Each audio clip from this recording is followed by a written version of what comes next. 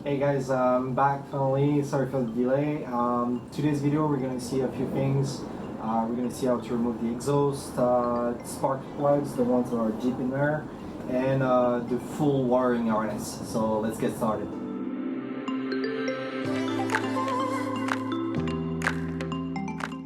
Alright, so we're gonna remove that shield here, like this.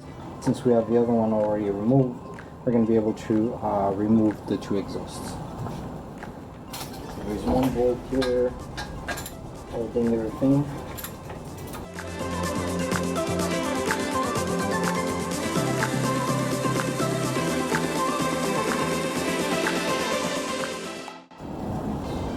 So you do have a slide right here, hook.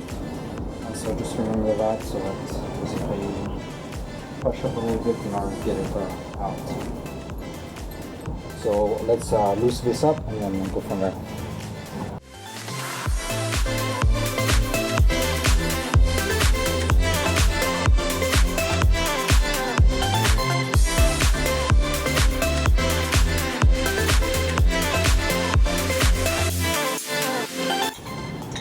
Alright, so those two bolts are removed. It's the second one, and that's all in the head. So now we're going to completely remove this one. So let's focus now on removing the two bolts here, basically.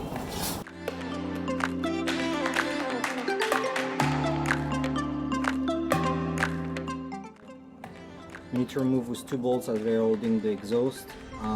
So I'm going to do that off camera because it's impossible to film that, but I'll get back to you as soon as you see them. Alright, so I removed the two bolts that were down there. They're a little bit tight at first, but they're not too bad at easily removed. So now we're going to remove the two bolts that are here, holding the top part. The two down there, they're holding the bottom part. So let's remove that and go from there.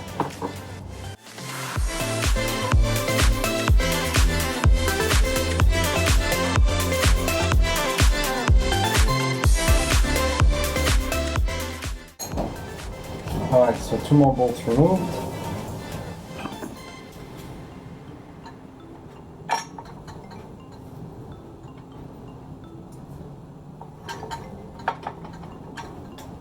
So my issue is this.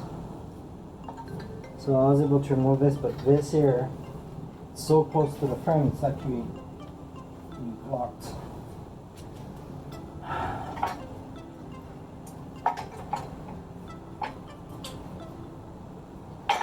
There you go. Oh man, this thing is not... It's pretty heavy.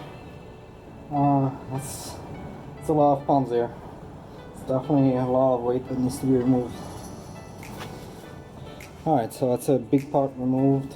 So now we have a much clearer view of the engine on this side. So I can see a little bit better where are all the bolts holding the engine. So it's going to be a lot easier to remove. So that's going to be one of the next steps in order to basically make it work. So as you remember, I had issues removing the spark plugs. They are way down there, and I don't think you can even see it. I did order the part to remove it, and this is the OEM part in order to remove the spark plug. So I'm going to use that and go from there. Alright, so I have my sockets, 17, same as this one, and this is the part, the larger part is for the spark plug. So I'm going to try to get it through here.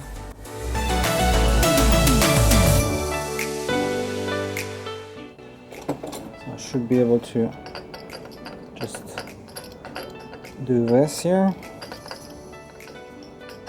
You should feel it coming like right, like as soon as it's loose, you should feel it. Here you go. There you go. Like this, you don't have issues removing the spark plugs. And I'm not sure if you can see, so it looks pretty bad. It's very oxidized all around here. very, very dirty. They're no longer good, so I'm not worried about those things, since I told you I bought better ones to replace this one specifically.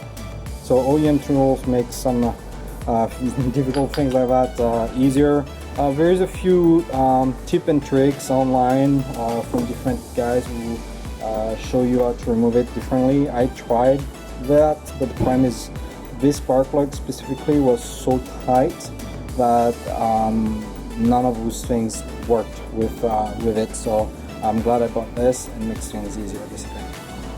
Alright, so I actually started marking everything to make sure I know where things were, what it was linked to. Even for the spark plugs, I just want to make sure I'm reusing the one where it was before, not exchanging between the front and back. I don't think it makes a huge difference, but at least it makes sure that it is OEM.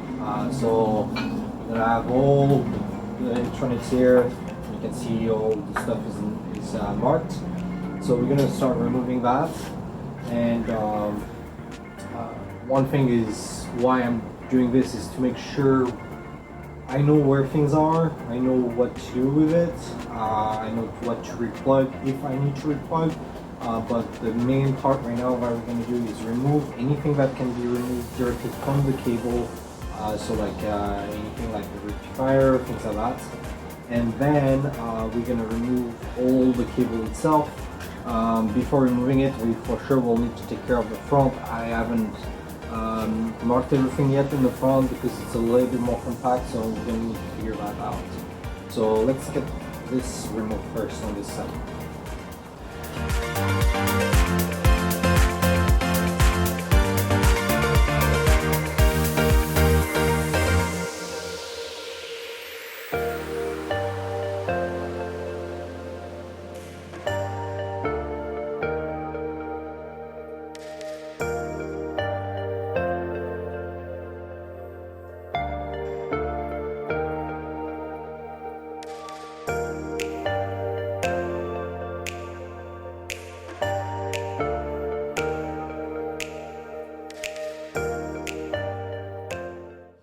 So this is all that remains from the cables. I'm going to need to take care of the front, so let's take care of that first, and then I'll try to remove the outer cable from the bike. And as you can see, that's a lot of cable, and we're going to try to reduce that for the build. Reducing it by that I mean making it better in terms of look, more consistent, and less mess, because this is a lot of different connectors. So during the build I'll show you how I'm going to do it, and to make it more modern in some ways, and also cleaner basically. Alright, so to the front, I already disconnected everything because I had to make sure that I write everything over here. So I'm going to try to get everything out, and I do need to remove that. I think the only big part here is going to be the coil right here, so I'm going to try to figure out how to get those parts out and go from there.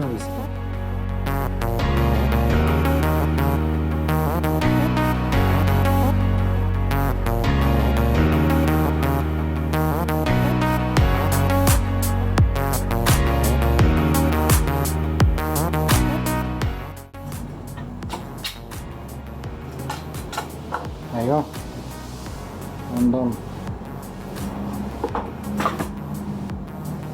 I think the only one that I have still connected is the horn, which I need to remove, so I'm going to remove that.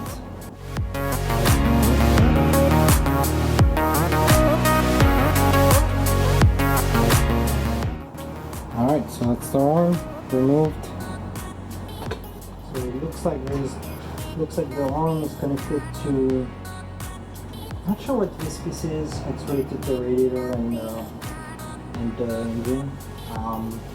But there is a bolt there I need to loosen up, and then it should be okay. It's a very small bolt. I'm trying to access this part. It's a bit tricky. I'm surprised they actually put it here. Well, just right here there was one for the ground as well, so surprising to see different things, and because this is a lot more. It's everything on the piece itself, not on the frame. Alright, since removed. Alright, so now that we remove the front, we should be able to pass through everything. So there we go. Hole is not big where there's everything here, but I believe everything should pass through.